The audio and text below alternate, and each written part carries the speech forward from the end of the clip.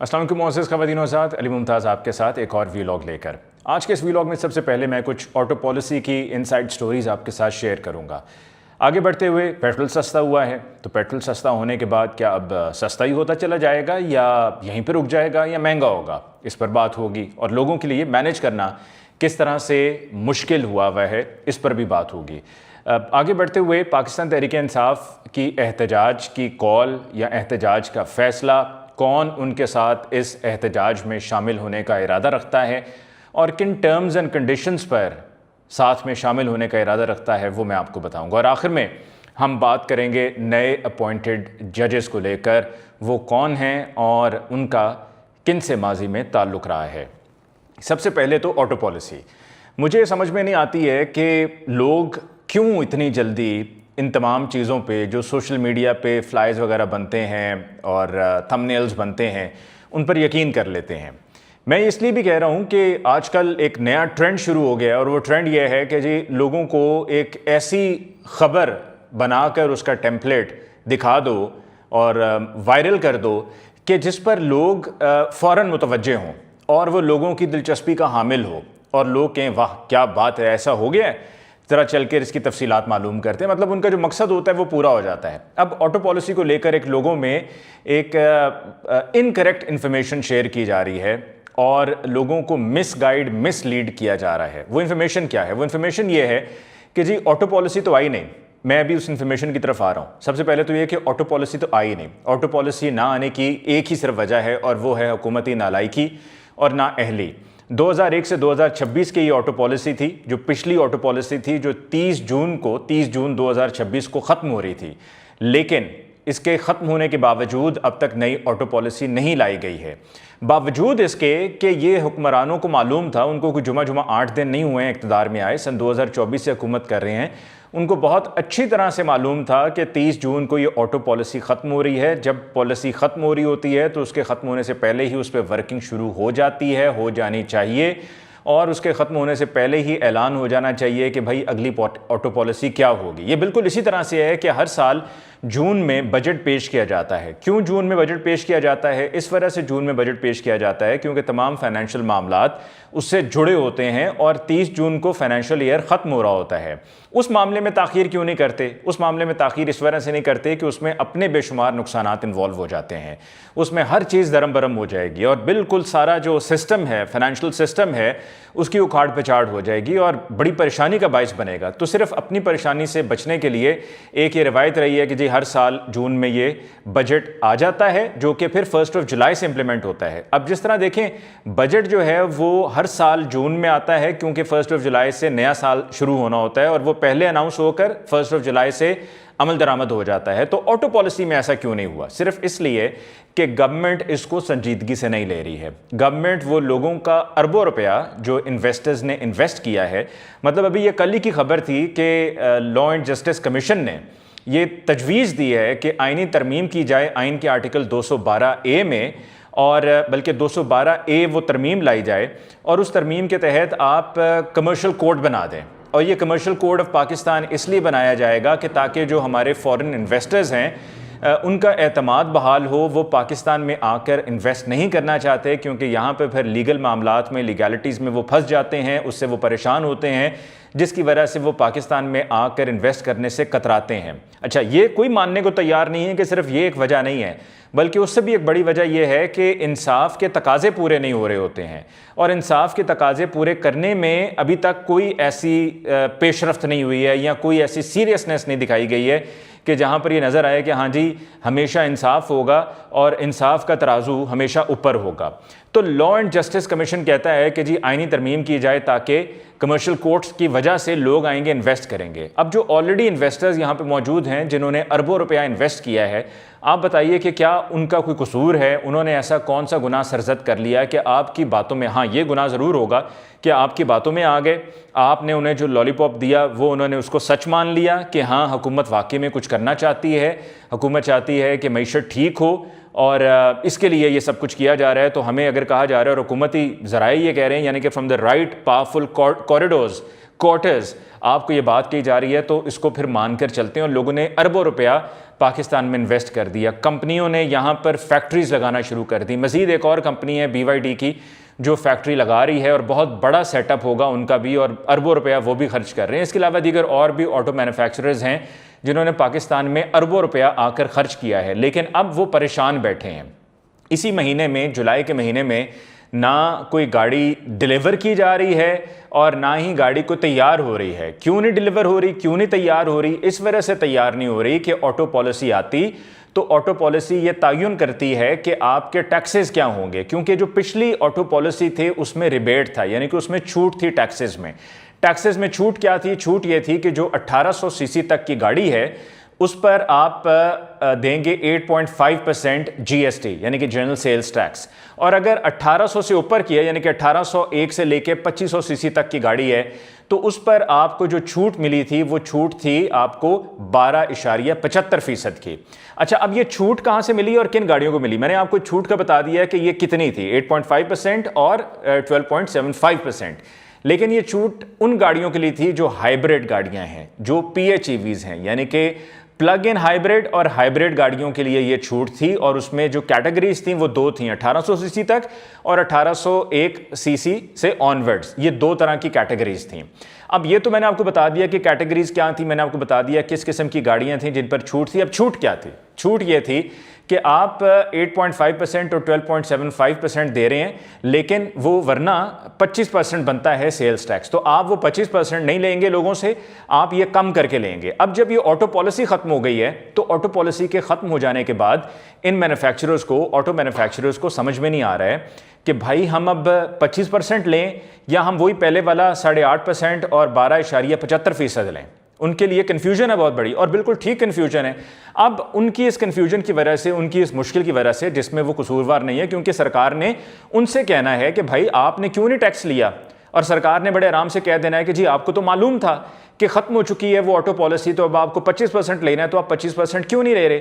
वो इसलिए भी 25% नहीं ले रहे हैं क्योंकि अगर वो लोगों को 25% पे दे देते हैं और आपकी ऑटो पॉलिसी आ जाती है और आप उस ऑटो पॉलिसी में कहते हैं जी पहले वाला ही 8.5% या 12.75% चलेगा, तो फिर जिन लोगों को उन्होंने 25% सेल्स टैक्स पे गाड़ियां दी हैं वो तो आके उनके गिरबान पकड़ लेंगे। वो कहेंगे भाई हमने कौन सा कसूर किया था, हमें आपने 25% के साथ गाड़ी क्यों दे दी? आप हमें भी देते कम परसेंटेज के साथ। और अगर वो कम परसेंटेज के साथ दे देते हैं तो वो उनको आकर FBR वाले पकड़ लेंगे कि भाई आपने कम परसेंटेज के साथ ये गाड़ियां कैसे दे दी हैं। तो वो बहुत बड़ी मुश्किल में है, परेशानी का उन्हें सामना है। डिलीवरीज लोगों को नहीं जा रही हैं गाड़ियों की, वो अलग लान तान कर रहे हैं, बुरा भला कह रहे हैं ऑटो मैन्युफैक्चरर्स को कि जी इन्होंने कमिट किया था कि हमें फ़लाँ महीने में गाड़ियाँ मिल जाएंगी या फ़लाँ तारीख तक हमें गाड़ी मिल जाएगी। वो टाइम पीरियड भी पूरा हो गया है और वो गाड़ियाँ दे नहीं पा रहे हैं और वो गाड़ियाँ दे नहीं रहे हैं। तो गाड़ियाँ ना देने के पीछे वजह यही है कि 25% होगी या वो पहले वाली होगी या कुछ और हो जाएगी। ये कुछ समझ में नहीं आ रहा है। ये भी समझ में नहीं आ रहा है कि ऑटो पॉलिसी अब जो अगस्त की बात हो रही है, क्या अगस्त में भी आएगी या नहीं आएगी? क्योंकि पहले तो जून में आनी थी, जब जून में नहीं आई, जुलाई में नहीं आई, अगस्त का कहा जा रहा है, तो इसका भी क्या भरोसा कि अगस्त में भी आती है या नहीं आती। अब सोशल मीडिया पे जो झूठ फैलाया जा रहा है वो ये फैलाया जा रहा है कि जी गवर्नमेंट ने गाड़ियां सस्ती कर दें। ये है वो झूठ जो फैलाया जा रहा है सोशल मीडिया पे। वो इस तरह से झूठ फैलाया जा रहा है कि जी कहा जा रहा है कि जी 25% के बजाय 18% GST होगा, तो इस तरह से गवर्नमेंट ने सस्ता कर दिया। भाई सस्ता नहीं, महंगा हो रहा है। महंगा इस तरह से हो रहा है कि पहले आपको 8.5% और 12.75% पे मिल रही थी, अगर आपको 18% पे भी मिल जाती है तो आप मुझे बताएं कि क्या वो सस्ता है? अभी तो 25% की बातें हो रही है ना, स्पेकुलेट किया जा रहा है कि जी 25% पे चला जाएगा। ठीक है, गया नहीं है, यहाँ तो हो ना वो 25% पे करते हैं, अभी उन्होंने किया ही नहीं है। और अगर वो 25 से 18 पे भी आ जाते हैं तो फिर भी सस्ता उन्होंने क्या किया है? आप देखें 8.5 से 12.75% से वो पहुंच गए हैं 18% पे भी। बिल फर्ज अगर 18% भी हो तो ये ज़्यादा है लोगों के लिए।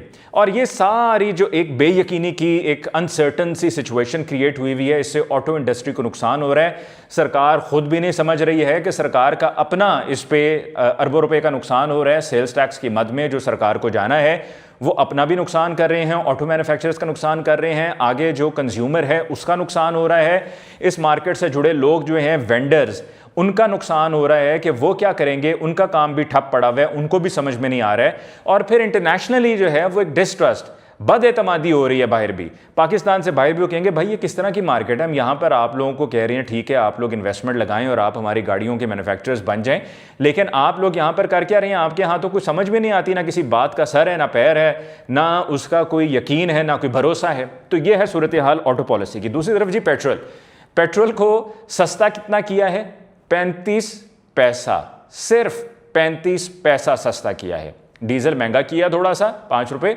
और पेट्रोल 35 पैसा।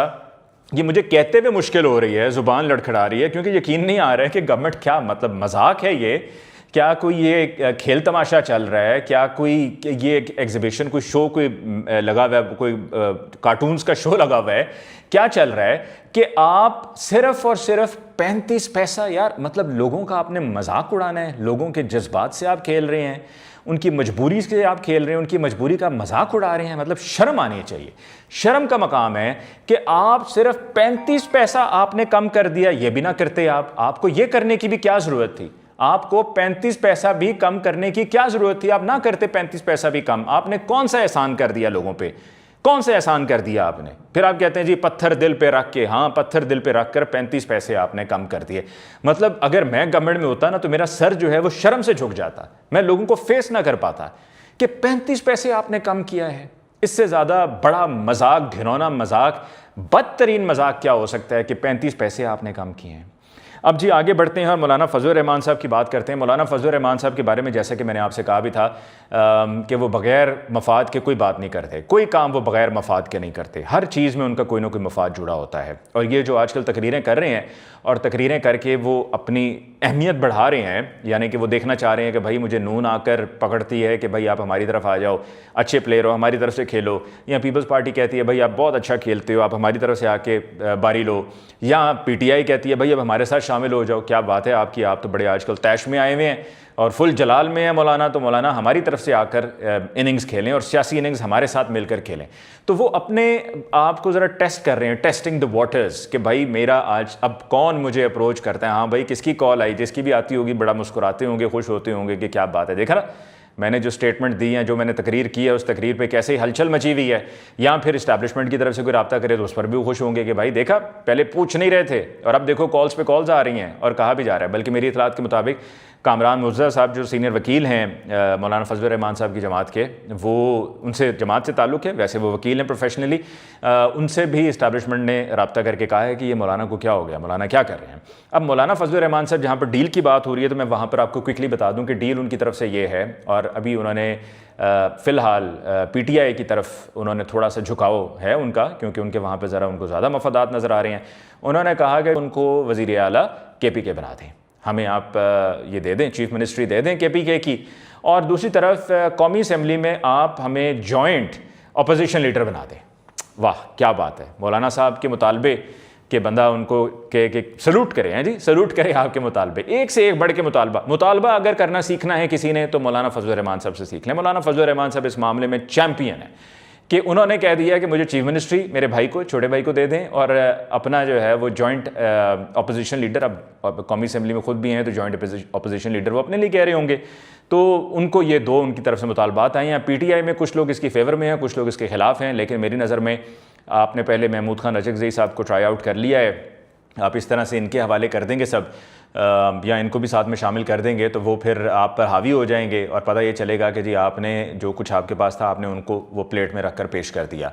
और ये मौलाना ने इसलिए कहा है कि जी अगर आप ऐसा करेंगे तो फिर हम मिलकर तहरीक चलाएंगे, फिर मैं आपके साथ तहरीक में शामिल हो जाऊंगा, और गवर्नमेंट गिराने के लिए जो तहरीक है, ये गवर्नमेंट के खिलाफ जो तहरीक है उसमें मैं आपके साथ शामिल हो जाऊंगा। तो मौलाना फजल रहमान साहब एज़ ऑलवेज़ बारगेनिंग कर रहे हैं, मतलब he is at his best as always when it comes to bargaining. आखिर में जी जजेस की अपॉइंटमेंट हुई है, लाहौर हाई कोर्ट के भी, इस्लामाबाद हाई कोर्ट के जजेस की अपॉइंटमेंट का मैंने आपको कल बता दिया था। जो 24 लोगों में से 10 लोगों का चुनाव हुआ है लाहौर हाई कोर्ट के लिए, इनमें जो नाम है ये वो नाम है जो कि PMLN के नवाज शरीफ फैमिली के वकील भी रहे हैं, और इन लोगों का ताल्लुक़ कनेक्शन एहसन भून ग्रुप से है, एहसन भून साहब से है। तो एहसन भून साहब खुद जुडिशल कमीशन का हिस्सा भी हैं, यानी कि जजेस की अपॉइंटमेंट में भी उनका रोल था और उनका भी वोट था। तो ये जजेस की अपॉइंटमेंट अगर इस तरह से होगी तो फिर आप बताइए कि वो जो आप कमर्शियल कोर्ट्स बना रहे हैं या आप कह रहे हैं जी अदलिया पे एतमाद बहाल हो, वो कैसे बहाल होगा? मतलब फिर तो वो पहले से ही हर कोई उनको उस नज़र से देखेगा ना कि जी ये तो इनका ताल्लुक एहसन बुन ग्रुप से है, एहसन बुन साहब का ताल्लुक आज़म वज़ीर तारड़ साहब से है, और ये जब जजेस बन जाएंगे तो फिर आप उनसे क्या फ़ैसलों की तवक्को कर सकते हैं, या ये शरीफ फैमिली के साथ, नून लीग के साथ इनका ताल्लुक, इनका कनेक्शन रहा है, तो फिर आप भले बाद में वो कनेक्शन आप उस तरह से ना रखें, लेकिन ये कि जज भी बन जाएं तो एक पुराना ताल्लुक जो मिलना उठना बैठना, साथ में बैठ के चाय पी होती है, वक्त गुजारा होता है, तो वो तो फिर साथ में चलता ही है ना, ताल्लुक चलता है। तो फिर लोग तो ये कहेंगे कि भाई वो तो अपना ताल्लुक निभाएंगे, तरीके से निभा देंगे पर निभाएंगे। तो फिर वो अदलिया पे जो हम एतमाद बहाल करने की बातें कर रहे हैं और हम चाह रहे हैं कि जुडिशल सिस्टम हमारा ठीक हो, वो फिर इस तरह से ठीक नहीं होगा। इसके साथ ही मुझे अली मुमताज़ को आज के इस वीलॉग से दीजिए इजाज़त। अल्लाह निगहबान।